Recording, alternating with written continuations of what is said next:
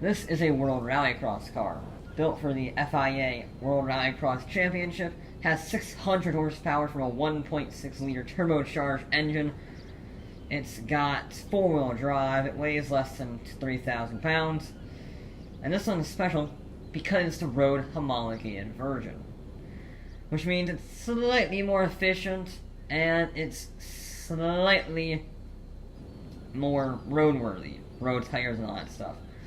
But as you can see, it's still very much a next to no compromises race car. So the first thing to do with a 600 horsepower 4-wheel drive beast like this is to go to a straight, long strip of tarmac and do a top speed test. Now, it's not going to be a supercar fast, it is very short geared, and, well, that 1.6 liter engine does spin an awful lot of fire. Haha, very fun. So, let's launch into fury. There we go. Jesus Christ.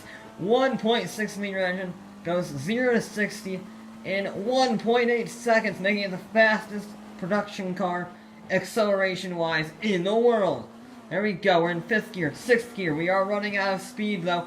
That is a very furious engine underneath the hood, and it propels us to 130 miles an hour when you go flat out with a long enough runway, which we don't have, but that's still a very impressive showing for a rallycross car. But, you see, the rallycross cars are great handling, they're very slidey, they're fantastic, as I will show you here.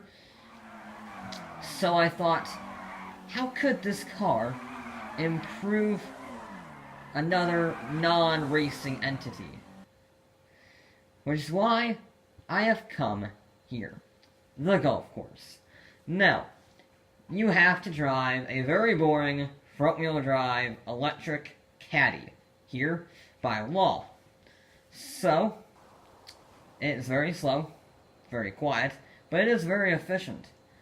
However, I was wondering if you could perhaps speed up the time it takes between holes when using the Flash GT. Because as you can see here, it's, well, not exactly a speed machine. It has a 3 horsepower engine. So let's multiply that horsepower number by 200. Now, it is quite rainy, so that's not going to help with traction. However, 4-wheel drive rallycross car should be fairly good here. I got high hopes for this. Alright, so whenever we're ready, we're just going to hold the gas down with the neutral, drop it, in 3, 2, 1, go! Okay, there we go. Yep, there's that speed. There's that speed, and chuck it in the first corner. It's actually slightly better to drift the vehicle. You have more acceleration that way. Heading into the first hole now. There we go. Slide it around. There we go. Nicely done. Heading to the second one now. We're going around that. There we go. Easily done. Hole number 3. Here we come.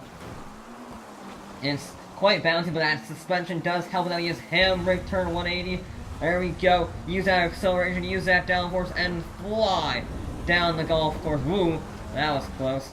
Alright, got a nice little brake. The brakes are fantastic in this vehicle. And the handling, you just chuck it around hole number 5.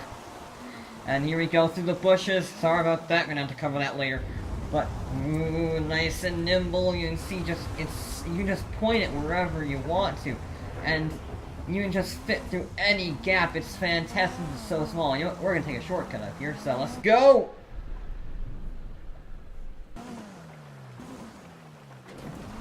That was perfect. That was absolutely perfect. That suspension working wonders. And heading in here, watch the sand trap. Whoa, don't spin it, don't spin it. Just drift, it's fine, sorry. Might not fly down a little bit. Whoa! There we go. Drift it, we're fine. Again, bushes and whatever. Look, we're trying to improve golf course speed because this would make golf a lot more interesting, I would just say. If these were the caddies, whoa, jump the lake! I'm just saying, if this made caddies, these would be a lot more interesting. That's a lot of air time. I really don't want to be in the air this long, but there we go. I missed my turn because of that, so I'm going to have to do another cheeky shortcut across the lake. But we are fine, drifting around, there we go. It's a very fun car to drive as well. Probably one of my favorite cars to drive. I mean, you can just chuck it around so easily. One more hole, there we go. We just gotta get back to the lodge. And handbrake it into a parking spot. Look at that. That was absolutely fantastic. Probably one of the best vehicles I've driven in a very, very long time.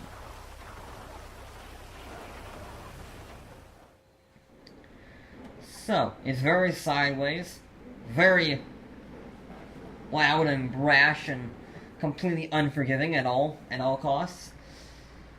So, would I recommend it? Not really. It's very impractical, very expensive, 1.3 million for this car. And, well, in some places it's not even road legal because of the acceleration and the EPA emissions. But if you got the money, and if you don't care, you can have a full-on Rallycross car for the road, and that is something you don't get very often. So while it's not a very good car, it certainly is very unique, very powerful, very loud. You can probably hear it and see it from space. So, while a very expensive and unusable car, it is a very cool vehicle to have in any collection, and you can't go wrong with that.